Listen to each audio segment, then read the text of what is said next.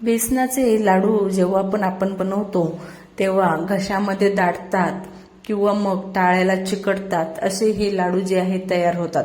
पण बऱ्याच वेळेस बऱ्याच जणांची तक्रार सुद्धा असते की घशात टाळ्याला चिकटणारे लाडू नकोत. तर अशा पद्धतीने तुम्ही एकदा दाणेदार टेक्स्चरने मस्त असे हे बेसनाचे लाडू बनवू शकता. अजिबात टाळ्याला चिकटत नाही किंवा मग घशामध्ये सुद्धा दाटत नाही. तर त्यासाठी इथे मी 400 ग्रॅम प्रमाणात बेसन पीठ घेतलं. त्यानंतर 150 ग्रॅम रवा घेतला. रवा बारीक जाड कुठलाही घेतला तरी सुद्धा चालेल. त्यानंतर याला व्यवस्थित असं मिक्स करूया. आता यामध्ये मोहन घालणं खूप महत्वाचं आहे.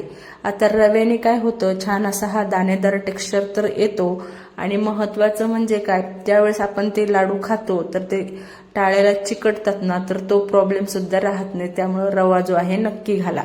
त्यानंतर 1 वाटी साजूक तूप घातलं. नॉर्मल टेम्परेचरचं घालायचं, गरम सुद्धा करायचं नाही, काहीच नाही. आहे तसंच तूप जे आहे या बेसन पिठा आणि रव्यामध्ये जे आहे घालून घ्यायचं. आता बेसन पीठ घातलं, बेसन पिठामध्ये तूप वगैरे घातलं की अशा पद्धतीने दोन्ही हाताच्या साह्याने हे पीठ जे आहे छान पद्धतीने चोळून घ्यायचं.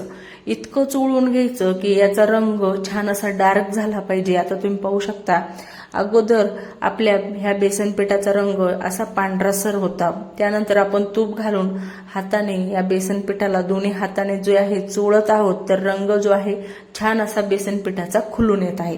याने काय होतं, एकतर दाणेदार टेक्स्चर तर येतच, आणखीन त्यानंतर रंग सुद्धा बदलतो आणि महत्वाचं म्हणजे हे जे तुपाचं मोहन आहे ते पिठाच्या कणाकणापर्यंत व्यवस्थित पोहोचलं जातं. त्यामुळं दोन्ही हाताच्या साह्याने हे असं मिक्स करून घ्यायचं, म्हणजे सर्व बेसन पिठाला तुपाचं मिश्रण जे आहे लागलं जातं. त्यानंतर या बेसन पिठाची अशी मूठ जी आहे बांधून पाहायची. मूठ तुटली सुद्धा पाहिजे, परत इतकी सुद्धा दाट नको किंवा खूप जास्त असं चिकचिक सुद्धा नाही पाहिजे. अशा पद्धतीने एकदम असं हे रवाळ टेक्स्चर तयार झालं पाहिजे. त्यानंतर कोमट पाणी घालायचं आहे, थंड पाणी अजिबात घालायचं नाही. कोमट पाणी घालून थोडं थोडं पाणी घालून छान असं घट्टसर ह्याचं पीठ जे आहे मळून घ्यायचंय. आता पीठ किती घट्टसर मळायचं, तर अगदी फक्त याचा जो आहे गोळा तयार होईल इतकंच आपल्याला पाणी यामध्ये घालायचं आहे गरजेनुसार. एकदाच पाणी घालू नका, थोडं थोडं करून पाणी घाला, जेणेकरून पाण्याचा अंदाज येईल. कारण बेसन पिठामध्ये आपण तूप घातलेलं आहे आणि गरम पाणी घातल्यामुळं तूप जे आहे मेल्ट सुद्धा होतं. त्यामुळं थोडं थोडंच पाणी घालून जे आहे हे पीठ आपल्याला लावून घ्यायचं आहे. एकतर आपल्याला हे पीठ पातळसर लावायचं नाही, घट्टसर लावायचं आहे. कारण ह्याचे जे आहे आपल्याला मुटके बनवून जे आहे तळायचे आहेत. त्यामुळं गरजेनुसार पाणी घालून, म्हणजेच काय तर थोडं थोडं पाणी घालून याचं आपण पीठ लावून घेऊया. आता बेसन पीठ थोडंसं चिकट असतं, त्यामुळं बेसन पीठ मळताना थोडासा जो आहे त्रास सुद्धा होऊ शकतो. पण काहीच नाही, आपण यामध्ये तूप घातलेलं आहे त्यामुळे पटकन असा हा गोळा तयार होतो. तर हे बघा, असे इतकं पीठ घट्ट मळून घेतलेलं आहे, म्हणजेच काय तर फक्त ह्या पिठाचा गोळा होण्यासाठी यामध्ये मी हवं तितकं पाणी घातलेलं आहे. यापेक्षा जास्त अजिबात घालायचं नाही. आता या पिठाला भिजवत ठेवायचं नाहीये किंवा मग रेस्ट सुद्धा द्यायची नाही, नाहीतर काय होतं, हे पीठ जे आहे अजून सुकल्यासारखं होतं. एकतर आपण घट्टसर मळलेलं आहे. त्यानंतर या पिठातून थोडासा पोर्शन घ्यायचा, अशा पद्धतीने हातामध्ये गोल गोल करत जे आहे याची पारी किंवा मग अशा पद्धतीने मुटके सुद्धा म्हणू शकतो, असे जे आहे बनवून घ्यायचे. म्हणजे आपल्याला याचे जे आहेत, तुम्ही हवं तर अशा पद्धतीचे येत नसतील तर लाटून जरी छोट्या छोट्या पुऱ्या केल्यात तरी सुद्धा चालेल. फक्त खूप जास्त पातळ करू नका, खूप जास्त घट्ट करू नका. छान अशा आतमध्ये पर्यंत तळल्या जाईल या पद्धतीच्या करून घ्या. कारण आपल्याला या तळायच्या आहेत आणि तळताना खूप जास्त पातळ जर असल्या तर करपू शकतात आणि खूप जास्त जाड असल्या तर कच्च्या सुद्धा राहू शकतात. त्यामुळं मीडियम साईजच्या करायच्या. त्यानंतर इकडे तेल सुद्धा तापवायला ठेवलं. आता तेल किती प्रमाणात तापवायचं हे सुद्धा तेवढंच महत्वाचं आहे. तर यामध्ये एक छोटासा गोळा घालून पाहिला, हलके बबल्स जे आहे म्हणजे हलके बुडबुडे याला येत होते. तर यामध्ये लगेचच ह्या जे जितक्या बसतील तितक्या यामध्ये पाऱ्या जे आहेत घालून घेतल्या. आता या पाऱ्या आपल्याला मीडियम फ्लेमवर जे आहेत तळून घ्यायच्या आहे. हाय फ्लेमवर सुद्धा नाही तळायच्या किंवा मग लो फ्लेमवर सुद्धा नाही तळायच्या. आपल्याला मीडियम गॅसच्या फ्लेमवर जे आहे आपल्याला ह्या संपूर्ण पाऱ्या ज्या आहेत तळून घ्यायच्या. आता एका वेळेसच्या पाऱ्या तळण्यासाठी साधारण 6 ते 7 मिनिटं लागतात, त्यामुळे अजिबात घाई करायची नाही. कारण आपण जर घाई तळल्या तर त्या मग कच्च्या राहतील आणि मग आपले लाडू जे आहे खूप जास्त दिवस टिकले जाणार नाही. त्यामुळे गॅसची फ्लेम मिडियम ठेवायची आणि भरपूर पेशन्स ठेवून जे आहे ह्या पाऱ्या तळून घ्यायच्या. आता पाऱ्या घातल्या तेलामध्ये की 1-2 मिनिट जे आहे अजिबात टच करायचं नाही. त्यानंतर 2 मिनिटं झाले की मग एखाद्या छोट्या चमच्याने किंवा मग एखाद्या काट्याच्या चमच्याने जे आहे ह्याला खालीवर सुद्धा करू शकता. त्यानंतर थोड्याशा तळल्यासारख्या झाल्या, थोड्याशा कडक झाल्या की मग मोठा चमचा घ्यायचा किंवा मग अशा पद्धतीने झारा घेतला तरी सुद्धा चालेल आणि याने खालीवर करत जे आहे छान अशा गोल्डन रंग येईपर्यंत तळून घ्यायच्या. गॅसची फ्लेम मिडियम ठेवायची. म्हणजे काय होतं तर कच्चापणा जो आहे निघून तर जातो आणि छान अशा ह्या तळल्या सुद्धा जातात पाऱ्या आणि जास्त प्रमाणात व्यवस्थित तळल्या की मग जास्त काळ टिकल्या सुद्धा जातात. त्यानंतर अशा पद्धतीने या पाऱ्या असा रंग आला की छान अशा ह्या निथळून काढून घ्यायच्या. म्हणजे तेलाचा जो अंश आहे ना खूप कमी यामध्ये येतो. आता कमीत कमी तेलामध्ये महत्वाचं म्हणजे काय तर मीडियम गॅसच्या फ्लेमवर आपण ह्या पाऱ्या तळल्या की या तेल सुद्धा शोषून घेत नाही. त्यामुळे गॅसची फ्लेम मिडियम ठेवूनच या पाऱ्या तळायच्या. पहिले जे आहेत सर्व काढून घेतल्या व्यवस्थित निथळून, त्यानंतर लगेचच दुसऱ्या सुद्धा घालून घेतल्या. तर अशाच पद्धतीने ह्या सुद्धा पाऱ्या ज्या आहे आपल्याला मिडियम फ्लेमवरच तळून घ्यायच्या आहे आणि ह्या सुद्धा निथळून काढून घ्यायच्या. त्यानंतर संपूर्ण पाऱ्या एखाद्या परातमध्ये किंवा मग मोठ्या भांड्यामध्ये काढून घ्या. गरम आहेत तोपर्यंत याचे छोटे छोटे जे आहेत तुकडे किंवा मग जर हाताला चटका लागत असेल तोपर्यंत इकडे आपण पाक सुद्धा बनवायला घेऊया, तोपर्यंत आपल्या पाऱ्या गार होतात. तर यासाठी मी 400 ग्रॅम आपलं बेसन पीठ होतं, त्यानंतर 150 ग्रॅम रवा होता. यासाठी मी 350 ग्रॅम इथे साखर घेतलेली आहे. आता जितकी साखर घेतली त्याच्या अर्ध जे आहे ते पाणी घेतलेलं आहे. लगेचच गॅसच्या फ्लेमवर साखर ठेवली आणि हाय फ्लेमवर साखर जी आहे वितळून घेऊया. आता साखर वितळत आहे तोपर्यंत इकडे पाऱ्या सुद्धा आपल्या थंड झालेल्या होत्या. लगेचच याला जे आहे थोड्याशा हाताच्या साह्याने किंवा मग अशा पद्धतीने एखादं चॉपर किंवा काही घेतलं तरी सुद्धा चालेल आणि अशा याला जे आहे थोड्याशा कुस्करून घेऊया. म्हणजे आपल्याला याला मिक्सरला व्यवस्थित फिरवता येतील. कारण काय होतं गरम गरम असताना हाताला चटका लागू शकतो. तर अशा पद्धतीने कशाच्या तरी मदतीने तुम्ही ह्या पाऱ्या जे आहे बारीक करून घेऊ शकता. आता खूप जास्त इथे बारीक आपल्याला करत बसायचं नाहीये, फक्त व्यवस्थित अशा आपल्याला मिक्सरच्या जारमध्ये घालून जे आहे फिरवता येतील ना अशा पद्धतीने. त्यानंतर एखादं मिक्सरचं जार घ्यायचं, मोठं घ्यायचं आणि त्यामध्ये 3 ते 4 चमचे जे आहे म्हणजे 3 ते 4 चमचे इतकं यामध्ये जे आहे या पाऱ्याचे जे आहे तुकडे केलेले आहेत ते घालायचे आणि मिक्सरवर जे आहे फिरून घ्यायचे. तोपर्यंत तिकडे आपली साखर सुद्धा वितळत आहे. आता मिक्सरला किती फिरवायचं, खूप जास्त फाईन पावडर करायची इतकं फिरवायचं नाही अजिबात.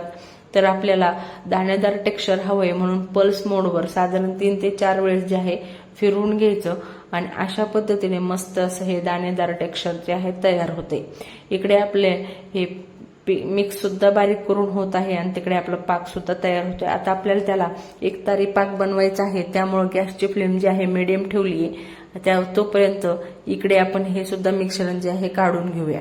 कारण हे जर पूर्णतः थंड झालं की मग खूपच असं सुकल्यासारखं होतं आणि मग ते दाणेदार जे टेक्स्चर असतं ना ते येत नाही. आणि रंग पहा तुम्ही काय सुरेख आलेला आहे, मस्त असा हा रंग आलेला आहे.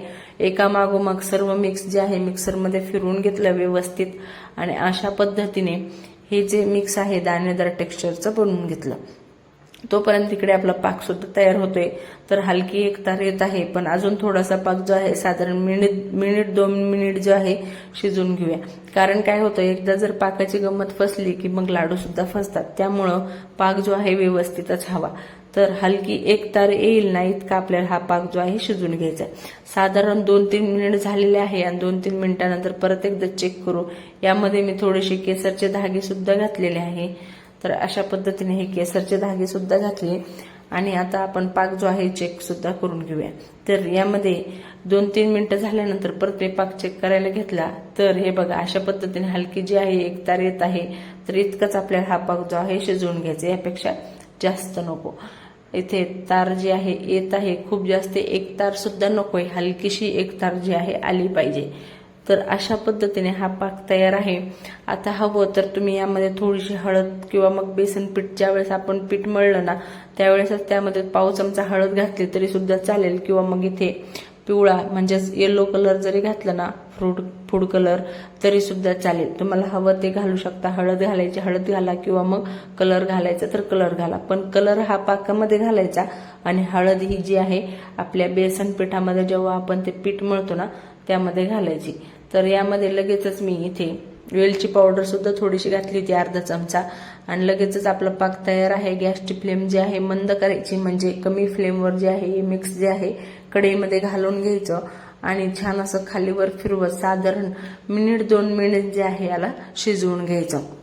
म्हणजे काय होतं, पाक जो आहे छान मिश्रणामध्ये मिक्स होतो आणि पाक आणि हे मिश्रण जे आहे छान असं एकसंध तयार होतं, एकजीव तयार होतं.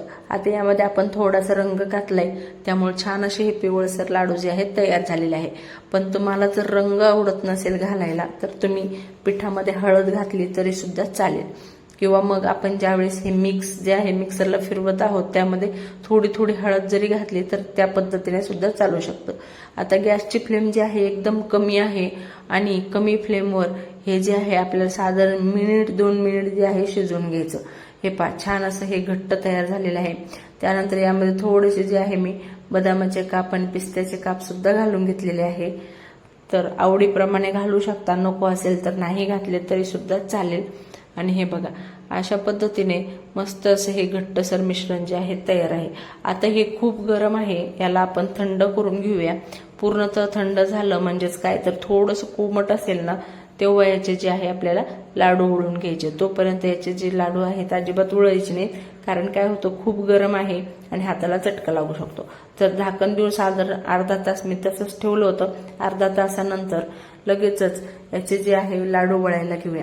हवं तर तुम्ही याची बर्फी सुद्धा करू शकता, बर्फी सुद्धा खूप छान तयार होईल, किंवा मग लाडू सुद्धा करू शकता. अगदी एका हाताने वळता येतील असे हे लाडू तयार होतात.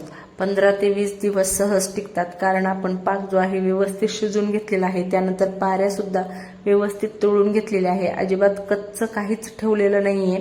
त्यामुळं लाडू भरपूर काळ टिकू शकतात. एकदा बनवून तुम्ही 15-20 दिवस, हवं तर प्रवासामध्ये कोणाला भेट द्यायची असेल तर, किंवा मग कोणी पाहुणे रावळे आले तरी सुद्धा हे लाडू जे आहे उत्तम आहे. एकदा बनवा, 15-20 दिवस सहज चालतात. बनवायला अतिशय सोपे आहे, फक्त पाकाचं जे आहे थोडंसं लक्ष द्यायचं, म्हणजे काय होतं लाडू जे आहे आपले व्यवस्थित तयार होतात. आणि रंग सुद्धा किती सुरेख आलेला आहे. अशा पद्धतीने हे लाडू तयार झाले. वरून थोडेसे जे आहे पिस्ते सुद्धा चिटकवले मी, पिस्त्याचे काप जे आहे चिटकवून घेतले. दिसायला मस्त असे सुरेख दिसतात, कारण कुठलाही पदार्थ खाण्या अगोदर आपण तो डोळ्याने खात असतो, किंवा डोळ्याने जे आहे त्याचा चेक करत असतो, कारण दिसायला छान दिसला की मग खावासा सुद्धा वाटतो. चला मग रेसिपी कशी वाटली मला नक्की कमेंट करून सांगा. रेसिपी आवडली असेल तर चॅनलला प्लीज प्लीज प्लीज सबस्क्राईब करा आणि रेसिपी लाईक करा, जास्तीत जास्त शेअर सुद्धा करा. परत भेटूया अशाच एका नवीन रेसिपी सोबत.